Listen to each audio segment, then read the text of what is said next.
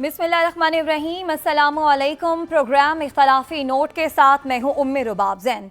नाज़रीन, साबिक़ वज़ीर आज़म इमरान खान इन दिनों सियासी खुदतरसी का एक नया बयानिया बना रहे हैं।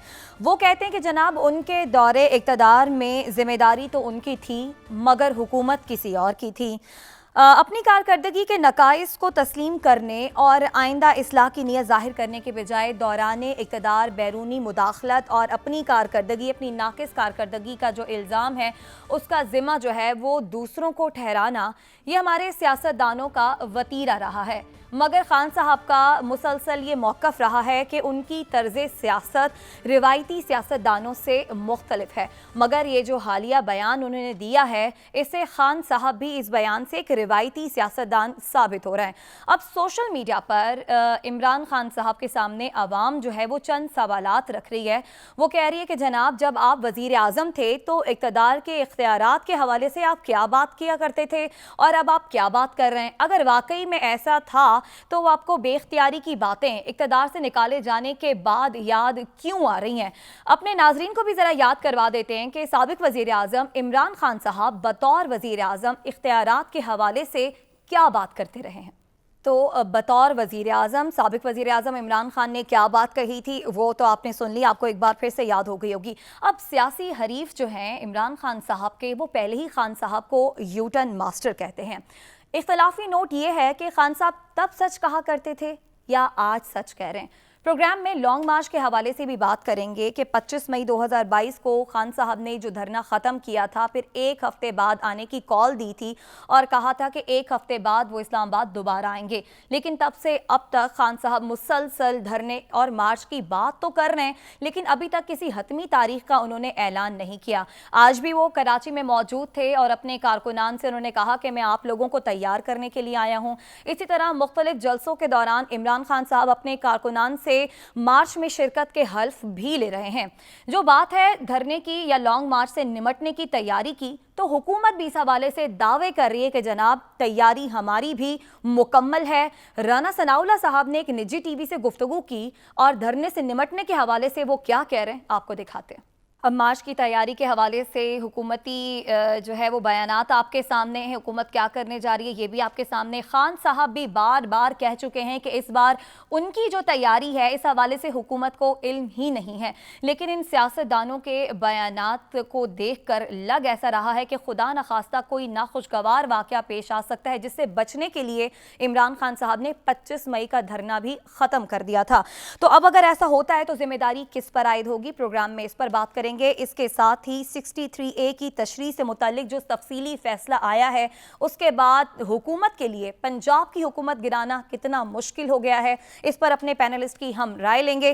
साद रसूल साहब, लेकिन सबसे पहले ये जो बात इमरान खान साहब कह रहे हैं कि जनाब उनके दौरे इक़्तिदार में उनके पास इख्तियार ही नहीं था, तब वो कहा करते थे कि जनाब तमाम तर इख्तियारात उनके ही पास हैं, किस बात को सच माना जाए? देखिए, ये हमारी सियासत का एक अलमिया है जो कि सिर्फ इमरान खान साहब तक महदूद नहीं है। हमने देखा कि माजी में भी जब भी हुकूमतों के अंदर कोई भी सिविलियन पॉलिटिशियन पावर में रहा है तो उसका एक बयानिया रहा है कि हाँ हम एम्पावर्ड हैं, हम काम कर रहे हैं, हम पॉलिसी सेट कर रहे हैं, बेहतरी लेके आएंगे। और जब भी वो हुकूमत ख़त्म हुई है या इलेक्शन के प्रोसेस के थ्रू या किसी और तरीके के थ्रू, तो तमाम सियासतदानों ने, नवाज शरीफ साहब हों, यूसुफ रज़ा गिलानी साहब हों, दीगर इस तरह लोग हों, तो उन्होंने कहा है कि हमारे पास तो असल में इख्तियारात ही नहीं थे, इख्तियारात कहीं और थे। तो ये ना इमरान खान साहब को ऐसी बात करनी चाहिए, ना दीगर पॉलिटिशियंस को ऐसी बात करनी चाहिए, क्योंकि जब उनके लिए कन्वीनियंट होता है तो वो ये बात नहीं करते, और जब उनके लिए इनकन्वीनियंट हो जाता है तो वो इस तरह की बातें करना शुरू कर देते हैं। लेकिन मैं बसद एहतराम एक और बात की गुजारिश करूं कि जिस केयरफुल तरीके से ये बयानिया कंस्ट्रक्ट किया गया, इमरान खान साहब के माजी के क्लिप्स भी हमने दिखाए और अब का भी हमने बताया कि वो क्या बात कर रहे हैं। अगर हम इतनी पेचीदगी से کسی بھی سیاستدان کے بیانات کو اٹھا لیں تو آپ کو کوئی ایک ایسی چیز بھی تقریباً نظر نہیں آئے گی جس کے اوپر سیاستدان زیادہ دیر تک قائم رہتے ہیں. فار ایگزامپل میں آپ کو ایگزامپل دیتا ہوں کہ نواز شریف صاحب کا جب وہ اختیار میں تھے تو ان کی باتیں اور تھیں, یہ ہیں وہ اثاثے, اس طرح ہم نے بنائے, یہ ہم نے کیا. جب اختیار سے باہر چلے گئے تو بالکل مختلف قسم کی باتیں کرنی شروع کر دیں.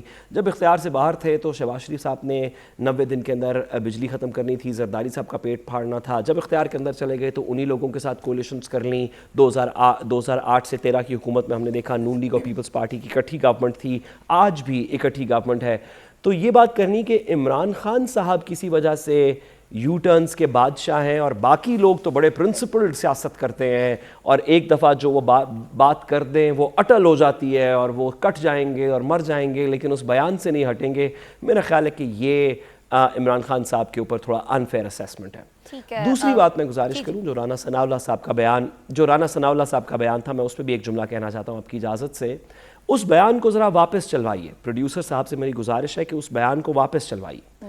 اگر رانا ثناءاللہ صاحب بطور انٹیریئر منسٹر یہ بات کر رہے ہوں کہ ہم کسی بھی بندے کو تشدد کرنے کا یا لانگ مارچ میں دنگا فساد کرنے کا یا قانون توڑنے کا ہم اجازت نہیں دیں گے, ہم سخت کارروائی کریں گے, تو وہ بطور انٹیریئر منسٹر وہ یہ کہہ سکتے ہیں. اگر وہ ایک پرنسپل ایک سمپلسٹی اسٹیٹمنٹ دے دیں کہ عمران خان صاحب جب آئیں گے تو ہم اس کو الٹا لٹکا دیں گے, یعنی کہ وہ پیسفلی آئیں گے تو بھی الٹا لٹکا دیں گے, ان کے بندے اگر اپنے حدود کے اندر آئین کی حدود میں رہتے ہوئے اپنا آئینی حق استعمال کریں گے پھر بھی الٹا لٹکا دیں گے. کیا یہ صرف اور صرف ریاست کی پاور کا استعمال ہے؟ کیا اس کے اندر قانون کا کوئی لینا دینا نہیں؟ کیا انٹیریئر منسٹر یہ بیٹھ کے کہہ سکتا ہے کسی بھی شخص کو کہ آپ قانونی کارروائی بھی کریں گے تو ہم آپ کو الٹا لٹکا دیں گے؟ یہ اس بات کے اوپر تنقید کم ہے, لیکن عمران خان صاحب کے جو یو ٹرن ہے اس کو ہم نے کتنی پیچیدگی سے دکھایا, میں اس بات پہ داد دینا چاہتا ہوں. بالکل سعد رسول صاحب, جو آپ بات کر رہے ہیں رانا ثناءاللہ کے بیان کی, پروگرام کے اگلے حصے میں چل کر ہم نے اسی پر ہی بات کرنی ہے کہ حکومت جو اتنے سخت بیانات دے رہی ہے اور اس پر جو خدا نخواستہ کوئی ناخوشگوار واقعہ پیش آتا ہے تو ذمہ داری تو ظاہر ہے حکومت پر ہی عائد ہوگی. عدیل وڑائی صاحب واپس آتے ہیں عمران خان صاحب کے اس بیان پر. عمران خان صاحب نے اپنے لیے ایک سٹینڈرڈ سیٹ کیا, عوام کو بتایا کہ یہ جو تمام سیاستدان ہیں یہ کیسے ہیں اور میں ان سے کس طرح سے مختلف ہوں. اس لیے جب بات آتی ہے کسی بیان کی یا کوئی ایسی بات سامنے آتی ہے تو عوام پھر عمران خان صاحب سے اسی طرح سے سوال کرتی ہے کہ جناب آپ اس وقت تو یہ کہتے تھے, اب آپ یہ کہہ رہے ہیں, تو آپ دوسرے سیاستدانوں سے کس طرح مختلف ہوئے. یہ جو عمران خان صاحب نے بیان دیا ہے یہ کیا ایک نیا بیانیہ اپنانے جا رہے ہیں عمران خان صاحب, اور آپ سمجھتے ہیں کہ اس بیانی میں انہیں کامیابی ملے گی؟ اس سے پہلے جو بیانیے کنسٹرکٹ کیے گئے عمران خان صاحب کی جانب سے وہ جس طرح سے کامیاب ہوئے, اس میں بھی خان صاحب اسی طرح سے پلے کر سکیں گے؟ دیکھیں وہ بیانیے اگر کامیاب ہوتے, مطلب یقیناً اس میں وہ کامیابی ضرور ملی ہوگی, ملی بھی ہے. یہی وجہ ہے کہ اس کا جو متبادل بیانیہ ہے وہ حکومت لانے کی کوشش کرتی رہی, لیکن لگتا ہے کہ خان صاحب اس بیانیے سے شفٹ کر رہے ہیں, خاص طور پہ جب سے آڈیو لیکس والا معاملہ آیا ہے. اب یہ ان کو کسی نے نا یہ جو مشورہ دیا ہے نئے بیانیے والا, میرا خیال ہے اس نے خان صاحب کے دور کی کامیابیاں نہیں دیکھیں. خان صاحب کے دور میں کرونا وبا کے دوران بڑی بڑی کامیابیاں تھیں. اس کا مطلب ہے کہ وہ کوئی اور کر رہا تھا, کیا وہ خان صاحب نے نہیں کی؟ میرے خیال میں تو خان صاحب نے کی ہیں. این سی او سی جیسا بڑا ادارہ کھڑا کیا, اس میں جو سویلین لوگ بھی تھے, ملٹری کے لوگ بھی تھے, بڑا زبردست تھنک ٹینک تھا. تو کیا وہ خان صاحب کو کریڈٹ نہیں دینا چاہیے؟ یہ تو خان صاحب اگر خود یہ کہہ رہے ہیں تو بڑی حیرانی کی بات ہے. پھر معیشت کا کریڈٹ خان صاحب جو لیتے ہیں کہ جی موجودہ دور تھے ان کے دور کی معیشت بہت بہتر تھی, تو ویسے تو یہ سب کو معلوم ہے کہ اس دور میں بھی اور اس دور میں بھی جو معیشت میں کس نے ہاتھ بٹایا, کس نے جو معاشی سفارتکاری کی. لیکن اب خان صاحب خود کہہ رہے ہیں تو ماننا پڑے گا. پھر اس کے علاوہ لوکسٹ کا چیلنج تھا, اس میں بھی جو ادارے بنائے گئے اور انہوں نے یہ زراعت کو, پاکستان میں فوڈ سیکیورٹی کا ایک مسئلہ بن رہا تھا, اس میں ایڈریس کرنے کی کوشش کی, کامیابی ملی. اس کا کریڈٹ بھی پھر میرا خیال ہے کسی اور کو دے دینا چاہیے. اس کے علاوہ امن و امان کا مسئلہ ہو, اس کے علاوہ فورن پالیسی کا مسئلہ ہو جس پہ خان صاحب کی حکومت بڑا اتراتی تھی, جس میں شاہ محمود قریشی صاحب کے غیر ملکی دورے ہوتے تھے, جس پہ خان صاحب بڑے بڑے غیر ملکی فورمز پہ جا کے بات کیا کرتے تھے, جس میں ہمارے ملک میں اس وقت وزرائے خارجہ کی لائن لگ گئی تھی جس میں بڑے بڑے سربراہان مملکت جو ہیں انہوں نے پاکستان کا رخ کیا تھا. تو اگر حکومت کسی اور کی تھی تو پھر یہ کریڈٹ کسی اور کو دینا چاہیے. پھر یہ کریڈٹ پھر خان صاحب خود کیوں کریڈٹ لے رہے ہیں؟ میں سمجھتا ہوں خان صاحب کو خود یہ کریڈٹ لینا چاہیے, کیونکہ خان صاحب یہ کہتے تھے کہ یہ تو میں ایسی حکومت تسلیم ہی نہیں کر سکتا جو کٹ پتلی ہو, جس میں کسی کو ڈکٹیٹ کیا جا رہا ہو.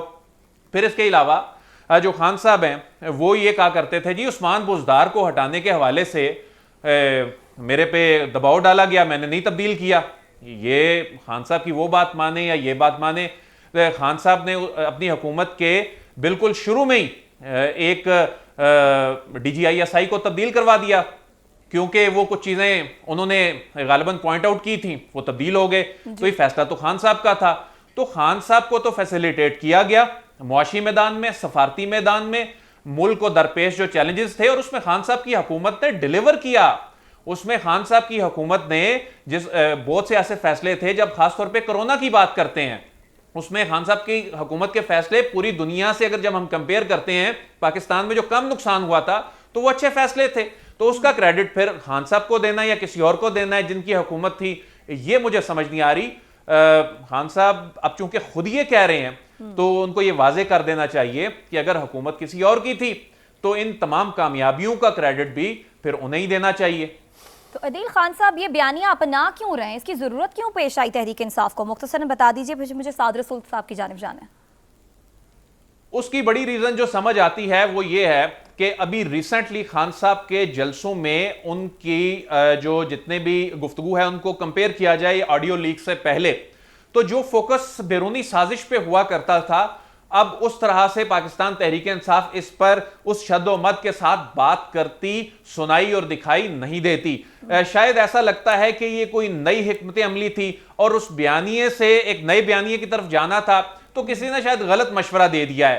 کیونکہ اس میں تو خان صاحب نے اپنی حکومت کے جو اچھے اقدامات تھے, جن پہ وہ نازاں تھے, جن پہ وہ اتراتے تھے, جن پہ وہ کمپیریزن کرتے تھے موجودہ حکومت کے اقدامات سے, معاشی سفارتی معاملات ہوں, تو یہ تو انہوں نے خود انڈرمائن کر دیا اپنے اقدامات کو. تو اس میں بھی کوئی شک نہیں ہے کہ ان کے دور میں ہاتھ بٹانے کے لیے جو ہے وہ سسٹم ساتھ تھا. اس دور میں بھی بہت سے سفارتی اور معاشی معاملات میں مدد دی جا رہی ہے. تو یہ سیاست دانوں کو یہ کرٹیسزم یہ جو کرتے ہیں, اداروں پہ کرٹیسائز کرتے ہیں, یہ بھی دیکھنا چاہیے کہ جب کامیابی ملتی ہے تو یہ کریڈٹ خود لے لیتے ہیں, ناکامی جو ہے وہ کسی اور کے ساتھ ڈال دیتے ہیں. تو یہاں پر تو اس کامیابی میں خان صاحب کا دور ہو یا موجودہ دور ہو, جہاں پر معاشی سفارتکاری کی بات آتی ہے یا جہاں پر دو ممالک کے تعلقات یا جو ملٹی لیٹرل فورمز ہوتے ہیں, وہاں پر جب بات آتی ہے تو اس وقت ان کا کیا ہاتھ نہیں بٹھایا جاتا, ان کو سپورٹ نہیں ملتی. ٹھیک ہے, بالکل. سعد رسول صاحب بھی یہی بات کر رہے تھے جو بات آپ کر رہے ہیں کہ سیاستدان اپنی سہولت کے لیے کہیں بھی کسی کو جو ہے کسی ادارے کو اپنی سیاست میں گھسیٹ لیتے ہیں اور کہیں بھی اپنی سہولت کے لیے کوئی بھی بیان جاری کر دیتے ہیں. پر آپ کو لگتا ہے کہ یہ غلط مشورہ دیا گیا عمران خان صاحب کو. سعد رسول صاحب, یہ رانا ثناء اللہ کو کون مشورے دے رہا ہے؟ بطور وزیر داخلہ ایک ذمہ دار شخص ہیں آپ, ایک ذمہ دار عہدے پر آپ ہیں, اس طرح کا سخت بیان جو وہ تواتر سے دیتے آ رہے ہیں, دینے چاہیے رانا ثناء اللہ صاحب کو, کیونکہ اگر کوئی واقعہ ایسا ہوتا ہے کوئی بھی اس کا فائدہ اٹھا سکتا ہے اور پھر انگلیاں حکومت پر ہی اٹھائی جائیں گی.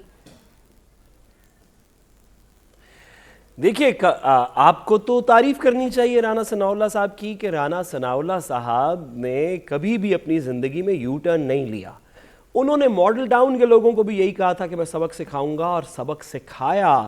وہ آج بھی یہی کہہ رہے ہیں کہ میں سبق سکھاؤں گا اور سبق سکھائیں گے. انہوں نے 25 مئی کو بھی یہی کہا تھا کہ میں سبق سکھاؤں گا, اور انہوں نے سبق سکھایا. تو ہم تو ابھی کرٹیسائز کر رہے تھے ان پولیٹیشنز کو جنہوں نے یو ٹرنز لیے. دیکھیں, میں تو اسی پالیسی کے تحت کہ کوئی شخص یو ٹرن نہ لے اور اپنی پالیسی کے اوپر پورا چلتا رہے, میں اس بات پہ ان کی تعریف کرنا چاہتا ہوں کہ ہمیشہ سے ہائی ہینڈڈنس آف دا اسٹیٹ کی ان کی پالیسی رہی ہے, اور انہوں نے ماشاءاللہ زندگی میں کبھی یو ٹرن نہیں لیا, اس وقت بھی نہیں لے رہے. جو بات عدیل صاحب کر رہے تھے, میں ذرا اس کو تھوڑا سا آگے آپ کی اجازت سے بڑھانا چاہتا ہوں. دیکھیے, ہم نے پچھلے 30-40 سال کے اندر خاص طور پہ 2 ملٹری انٹرونشنز کی وجہ سے, ضیاء الحق صاحب کے ٹائم کی وجہ سے, اور مشرف صاحب کے ٹائم کی وجہ سے، ویسے تو ایوب خان سے شروع کر لیں، لیکن دو خاص طور پہ اس جنریشن کے لائف سپین میں جو دو میجر ملٹری انٹرونشنز ہوئی تھیں، ان کی وجہ سے ہم نے پاکستان کے اندر بہت عرصے سے ہم سول ملٹری بیلنس کو ڈسکس بھی کر رہے ہیں، اس کے اوپر بحث بھی کرتے ہیں، فورمز پہ بھی کرتے ہیں، اخباروں میں بھی کرتے ہیں، ٹیلی ویژن پہ بھی کرتے ہیں. فوج جیسا انسٹیٹیوشن این ڈی یو جیسے اداروں کے اندر بھی کرتا ہے، تھنک ٹینکس میں کرتا ہے، سویلین سائڈ کرتی ہے. یہ تمام ریاستوں کے اندر یہ کام ہوتا ہے کہ سول ملٹری بیلنس آئین پاکستان کے تحت کیا ہونا چاہیے. جی. لیکن ہر دفعہ اس کو کسی وجہ سے اس طرح پریزنٹ کیا جاتا ہے کہ اگر فوج نے کام کیا تو حکومت کی نااہلی ہوگی، اور اگر حکومت نے کام کیا تو فوج کی نااہلی ہوگی. ہمیں یہ باتیں ہم بطور میڈیا تنقید کرتے رہیں گے. کراچی میں سندھ حکومت کا کام تھا کچرا اٹھانا، کیوں فوج کو بلانا پڑا؟ سندھ حکومت کا کام تھا نالے صاف کرنا، کیوں ایف ڈبلیو کو بلانا پڑا؟ سندھ حکومت کا کام تھا پانی کو نکالنا، کیوں این ڈی ایم اے اور فوج کو بلانا پڑا؟ ہم یہ تنقید کرتے رہیں گے. لیکن اگر آپ تھوڑا سا اپنے آپ کو اس سے ڈسٹنس کریں تو یہ بات ہے کہ خواہ فارن پالیسی ہو، خواہ معاشی پالیسی ہو، خواہ انٹرنل سیکیورٹی ہو، خواہ نیشنل ایکشن پلان ہو، خواہ ایجوکیشن ہو، خواہ معیشت ہو، کوئی بھی چیز ہو، ریاست کے اندر ملٹری اور سویلین سائیڈ ایسے ہی ہے جیسے کسی ایک جسم کے دو بازو ہوتے ہیں. ہم یہ بات نہیں کرتے ایک دوسرے کے ساتھ کہ ہمارے دائیں ہاتھ نے کام کیا تو کیوں کیا، تو بائیں ہاتھ نے کام کیا تو کیوں کیا. جب ایک کانسٹیٹیوشنل باڈی ہے، اس کے مختلف آرمز ہیں، اس کی مختلف لیگز ہیں جو اپنا اپنا کام کرتی ہیں. اگر کوئی بھی حکومت ہو سویلین سائیڈ پہ، عمران خان صاحب کی ہو، نواز شریف صاحب کی ہو، اور فوج میں کوئی بھی لیڈرشپ ہو، مشرف صاحب کی ہو، کیانی صاحب کی ہو، جنرل باجوہ صاحب کی ہو، راحیل شریف صاحب، کسی کی بھی ہو، یہ ہمارا ریاست میں کام ہے کہ آپ ہیلپ کر سکتی ہیں تو آپ کریں، میں ہیلپ کر سکتا ہوں تو میں پاکستان کو ہیلپ کروں گا. ہم سب نے اس کے اندر اپنا اپنا حصہ بٹانا ہے. این سی او سی کے اندر کریڈٹ فوج کو جانا چاہیے. فوج نے بہت سا کام کیا، سویلین سائیڈ نے اس کی سپورٹ کی، پالیسی گائیڈ لائنز دی، فوج نے کام کیا. ہم نے دیکھا کہ نیشنل ڈیزاسٹرز کے اندر، بارش کے اندر، دیگر چیزوں کے اندر فوج کا حالانکہ کام نہیں بھی ہے، لیکن سویلین سائیڈ کی کیپیسٹی کی جو مسائل ہیں ان کو پلگ کرنے کے لیے فوج کام کرتی ہے. ہمیں اس کو کمپٹیشن نہیں بنا لینا چاہیے. یہ کسی وزیر اعظم کی انا کا مسئلہ نہیں ہے. اگر کسی وزیر اعظم کی کسی ملک کے ساتھ اچھے ریلیشن شپ ہیں تو وہ بات کرے، اگر فارن منسٹر کے اچھے ریلیشن شپ ہیں تو وہ بات کرے، اگر انٹیریئر منسٹر کے اچھے ریلیشن شپ ہیں تو وہ اس میں ہیلپ آؤٹ کرے، اگر ریاست کے دیگر اداروں کے اچھے ریلیشن شپس ہیں تو وہ ہیلپ آؤٹ کرے. یہ میکنزم ڈسٹریبیوشن آف پاور کا ہمارا اپنا انٹرنل میکنزم ہے. ہم اس کو بڑا سیکرڈ رکھتے ہیں، رکھیں گے. لیکن پاکستان کے اوور آل سیٹ اپ کے لیے، پاکستان کے ریلیشن شپ ویسٹ سے کیا ہوں گے، رشیا سے کیا ہوگا، مڈل ایسٹ میں کیا ہوگا، یہ پاکستان کی فوج کا یا سویلین کا فیصلہ نہیں، یہ پاکستان کا فیصلہ ہے. پاکستان اس کے کانسیکوینسز بھرے گا. تو ہمیں ان چیزوں کے اندر سول ملٹری امبیلنس کو نہیں لانا چاہیے. اور جو عمران خان صاحب اگر لا رہے ہیں تو بالکل غلط کر رہے ہیں. کسی بھی سیاستدان کو کچھ چیزوں کا، خاص طور پہ جب آپ پرائم منسٹر جیسی پوسٹ پہ رہے ہوں تو کچھ چیزوں کا آپ کو پاس رکھنا چاہیے. ہمیں اس بات کا احساس ہے کہ ہماری گورنمنٹ کی کچھ کیپیسٹی کے ایشوز ہیں جہاں پہ سویلین سائیڈ لیک کرتی ہے، ملٹری سائیڈ ہیلپ آؤٹ کرتی ہے. اس کو اس سے زیادہ کنٹروورشل نہیں بنانا چاہیے. ٹھیک ہے جی، اس کے ساتھ ہی بریک کی جانب بڑھ رہے ہیں. واپس آئیں گے، مزید بات کریں گے. ہمارے ساتھ رہیے.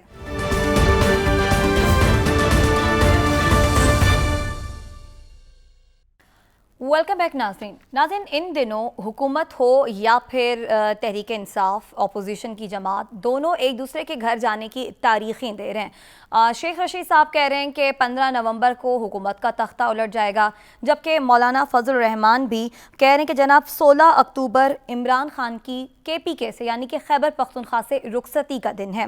عدیل وڑائی صاحب، یہ بتائیے گا کہ حکومتی سطح پر وفاق سوچ کیا رہی ہے؟ کیا وفاق صوبوں میں کوئی گورنر راج لگانے کا سوچ رہی ہے، جس کے پرسپیکٹو میں یہ مولانا فضل الرحمان صاحب بات کر رہے ہیں کہ 16 اکتوبر کو KPK میں عمران خان صاحب کا آخری دن ہوگا، یعنی کہ ان کی رخصتی کا دن ہوگا؟ دیکھیں، گورنر راج کی صورتحال بن سکتی ہے اگر عمران خان اس حکمت عملی کے ساتھ آئیں کہ انہوں نے وفاق کو مفلوج کرنا ہے یا گھیراؤ کر لینا ہے، یا جو صوبائی حکومتوں کو وہ استعمال کر کے وفاقی حکومت کو چلنے نہیں دے رہے. تو آئینی پاور تو ہیں ان کے پاس.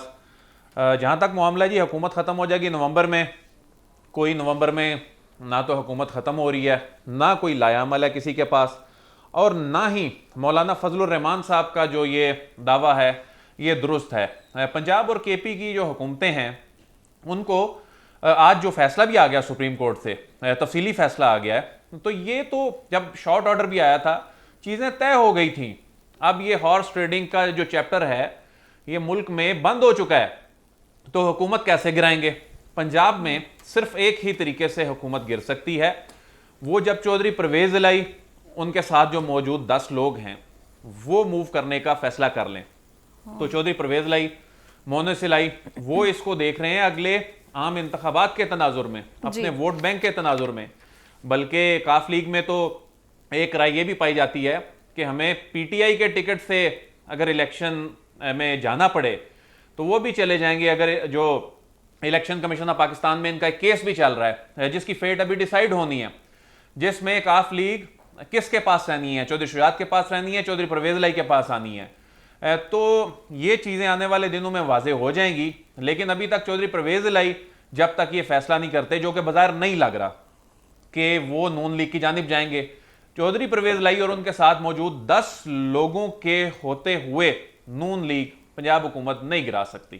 ٹھیک ہے, سعد رسول صاحب آپ کی جانب آئیں گے. آرٹیکل 63A کی تشریح سے متعلق یہ جو عدالتی تفصیلی فیصلہ آیا ہے, اس کے بعد اب آپ سمجھتے ہیں کہ پنجاب حکومت گرانے کی جو نون لیگ کی خواہش ہے وہ پوری ہوتی ہوئی نظر نہیں آ رہی؟ دیکھیے, سیاسی خواہشات کے اوپر پابندی تو کوئی نہیں ہے. گزارش یہ ہے کہ سپریم کورٹ نے جو ریزنز پرووائڈ کی 63A کی وہ صرف ریزنز ہے. ایفیکٹو آرڈر وہی ہے جو شارٹ آرڈر ماضی میں آیا تھا, جس نے سپریم کورٹ کے خد و خال جو آرڈر کے ہیں وہ واضح کر دیے تھے. آج اس کی تفصیلات اور اس کے پیچھے جو وجوہات ہیں سپریم کورٹ کی وہ اس آرڈر میں سامنے آئی ہیں. تو آرڈر تو بڑا واضح ہے کہ شفٹنگ اس طرح نہیں ہو سکتی. پارلیمانی پارٹی کا اس کے اندر ڈائریکشن, پارلیمنٹری پارٹی کا ایک ڈیسیجن ہوگا جو پارٹی ہیڈ کے تھرو کمیونیکیٹ ہوگا, اور اگر کوئی شخص اس کو وائلیٹ کر کے ووٹ کاسٹ کرے گا تو اس کا ووٹ بھی کاسٹ نہیں کیا جائے گا, اکاؤنٹ نہیں ہوگا. ایسی سچویشن میں پارٹی کی ڈیفیکشن کا راستہ تو ایفیکٹولی سپریم کورٹ نے بند کر دیا. ہاں, جو کام ہو سکتا ہے, جس طرف عدیل ولائچ صاحب بھی ابھی اشارہ کر رہے تھے, وہ یہ ہے کہ ایک کولیشن کی پارٹی عمران خان صاحب سے ہٹ کے پنجاب کے اندر اگر پی ڈی ایم کے پاس چلی جائے, یعنی کہ جو پاکستان مسلم لیگ کاف ہے, تو حکومت گر جائے گی, یعنی کہ کسی کی ڈیفیکشن نہیں ہوگی, پوری پارٹی شفٹ ہو جائے گی. اسی طرح وفاق میں اگر جی ڈی اے یا کاف لیگ یا کوئی بھی اگر وفاق کے اندر بھی ایک مائنر پارٹی شفٹ کر جائے, کیونکہ وفاق کی حکومت بھی صرف 2 ووٹوں کے اوپر کھڑی ہے, تو ڈیفیکشن پارٹی کے اندر تو نہیں ہو سکتی, لیکن کوئی کولیشن پارٹی شفٹ کر سکتی ہے. اس سے تھوڑی سی لیکن آگے بات کریں آپ کی اجازت سے, کیونکہ اب یہ تاریخیں دینے کا موسم ہے. ہم نے دیکھا کہ ہر فال جیسے ہی خزاں کا موسم شروع ہوتا ہے اور اسپرنگ تک جاتا ہے, تو اس ٹھنڈے موسم میں ہر پارٹی کے اندر ایک ریولوشن سا کا ٹائم آ جاتا ہے, لانگ مارچز کا وقت ہوتا ہے. آپ کو یاد ہے کہ نواز شریف صاحب کی جو لاہور کا آریہ پار کا جلسہ تھا, وہ بھی مریم نواز صاحبہ کا, وہ بھی نومبر میں ہونا تھا. پاکستان جو مولانا فضل الرحمان صاحب کی واک ہے وہ بھی اکتوبر نومبر کی بات تھی. اسی طرح عمران خان صاحب کی جو ماضی کی کچھ واکس ہیں ان میں بھی بیشتر جو ہیں وہ ٹھنڈے موسم کی ہیں. تو ریولوشن کا موسم تو پاکستان میں آ چکا ہے اور تمام سائڈز اس کو ایکسرسائز کر سکتی ہیں اپنا پولیٹیکل رائٹ. لیکن بات تھوڑی سی یہاں سے آگے کی ہے. بات یہ ہے کہ کیا واقعی اس وقت پاکستان کے اندر لوگوں کی سپورٹ جو گراس روٹ سپورٹ ہے, جو کسی ریڑی والے کی, کسی ٹیکسی والے کی جو سپورٹ ہے, کیا وہ عمران خان صاحب سے شفٹ ہو رہی یا نہیں ہو رہی؟ تو میں گزارش کروں کہ بیانیہ 2 آڈیو لیکس آ جائیں, 3 آ جائیں, 1 آ جائے, ایک یو ٹرن ہو جائے, آپ اور میں اس کے کلپس دکھا دیں, تو عمران خان صاحب سے لوگوں کی سپورٹ شفٹ نہیں ہو رہی. اس کی 2 وجوہات ہیں. ایک تو ویسے ہی میں بڑا سمری میں بتاؤں, ایک تو ویسے ہی پاکستان کے اندر کچھ لوگوں کو عمران خان صاحب سے محبت ہے, لیکن جن کو نہیں بھی عمران خان صاحب پسند یا نہیں بھی اس طرح محبت, وہ بھی شاید ان کو فالو اس لیے کر رہے ہیں کہ جو آلٹرنیٹیو ہے پی ڈی ایم کی صورت میں, زرداری صاحب, نواز شریف صاحب, شہباز شریف صاحب, مولانا فضل الرحمان صاحب, ان کو 1 نہیں 2 نہیں 10 دفعہ آزما چکے ہیں. اب لوگوں کا یہ کہنا ہے کہ ان کے ساتھ ہم نہیں, इमरान खान साहब हो, कोई और हो, ठीक है। कोई ऊपर से आए, कोई नीचे से आए, कोई अंदर से उठे, इनके साथ हम नहीं, ये असल मसला है। ठीक है साद रसूल साहब, आपका पॉइंट आ गया। इसके साथ ही ब्रेक की जाने बढ़े। ब्रेक से जब वापस आएंगे तो बात करेंगे कि इसहाक डार साहब क्या मईशत को दुरुस्त डगर पर ला सकेंगे या नहीं। हमारे साथ रहिएगा।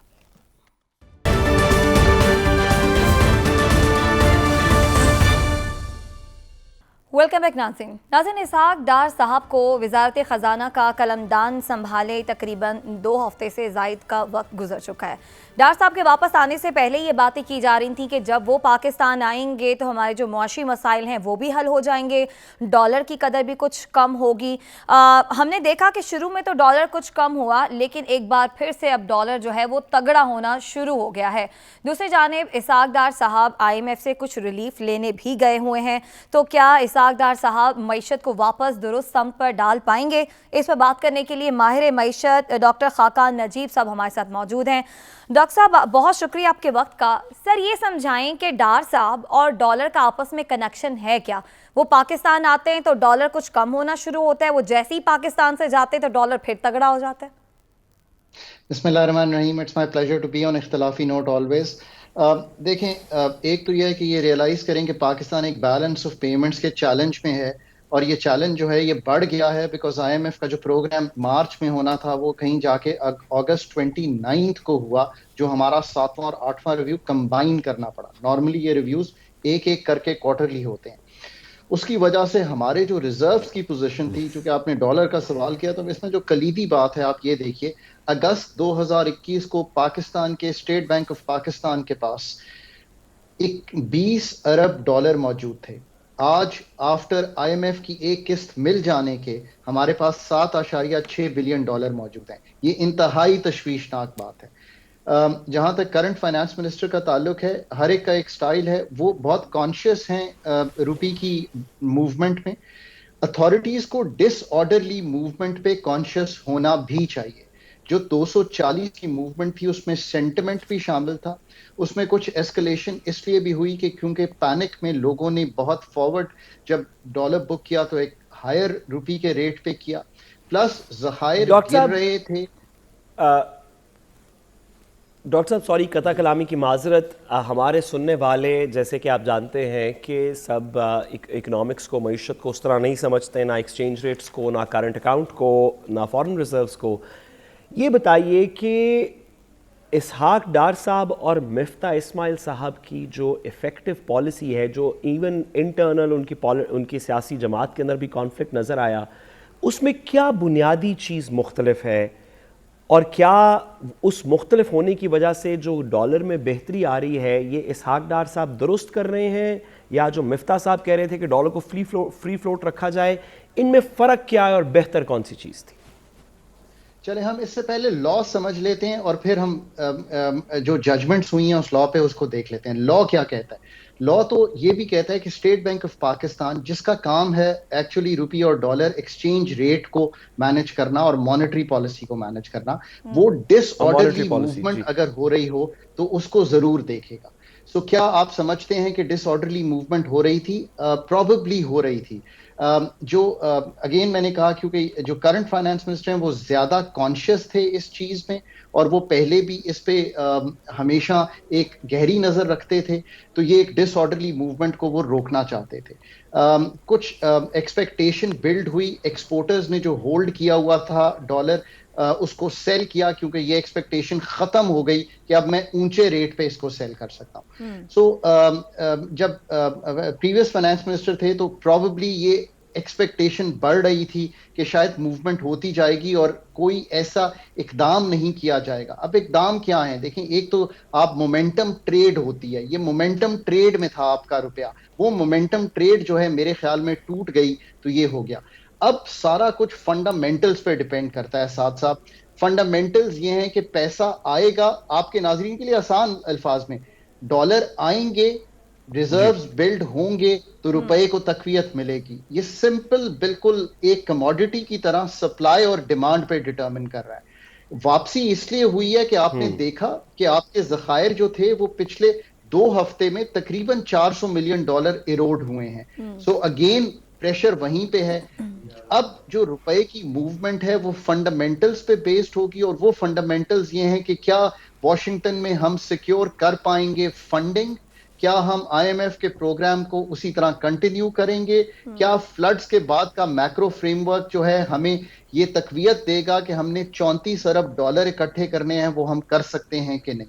ये है ग्राउंड रियलिटी। बाकी एक 5-10% की मूवमेंट डॉक्टर जो साहब ये है, भी बताइए, सॉरी डॉक्टर साहब ये भी बताइए, आपने बड़ा अच्छा एक्सप्लेन कर दिया। डॉक्टर साहब ये भी बताइए कि कुछ लोग जो इसहाक डार साहब के नाक़िद हैं और मिफ्ता साहब की पॉलिसीज़ के साथ थे या कहते हैं कि वो बेहतर थीं, उनका ये कहना है कि डॉलर को जो फ्री फ्लोट में यानी कि मार्केट ओपन रेट के अंदर ट्रेड करने के लिए, उसकी प्राइस डिटरमिन करने के लिए जो मिफ्ता साहब ने किया था वो पाकिस्तान की लॉन्ग टर्म इंटरेस्ट में है, और जो डॉलर के रेट को कंट्रोल करने की कोशिश की जा रही है, जो माजी में भी इसहाक डार साहब ऑन एंड ऑफ और दीगर हुकूमतें भी करती रहीं कि डॉलर को मार्केट में एक्सेसिव करके या गवर्नमेंट की तरफ से थ्रो करके उसकी प्राइस को थोड़ा स्टेबलाइज किया जाए, कि ये पॉलिसी देर पा इंटरेस्ट ऑफ पाकिस्तान में नहीं है।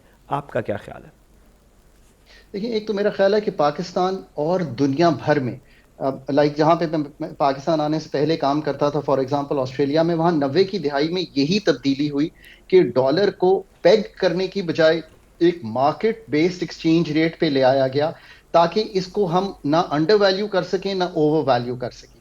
अब इसके अंदर एक मूवमेंट फिर भी होती रहती है। पाउंड में भी स्पेकुलेशन हुई एक जॉर्ज सोरोस के ज़माने में, और पाउंड कॉर्नर हो गया।